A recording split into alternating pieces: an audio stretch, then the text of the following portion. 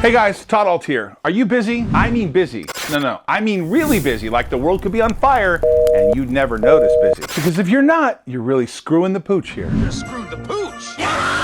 Wait, do you know what that means? Okay, let's back up. The phrase screw the pooch means to mess up or commit an error. Screw the pooch, to screw up, to fail in dramatic and ignominious fashion. It's US military slang, which means you're wasting time or loafing on the job. All right, now that we've got that settled, back to the topic at hand. Are you really busy? Because success usually comes to those that are too busy to be looking for it. You heard me, success comes to those that are too busy to look for it. That means you're not dreaming for success or wishing for success. It means you're so determined to succeed that you stopped fantasizing about it a long time ago. And now your only focus is taking every necessary step to make sure your dreams become a reality. So I'm asking you again, are you busy? As in so busy that you're taking the practical steps necessary that you don't have time to fantasize about being successful.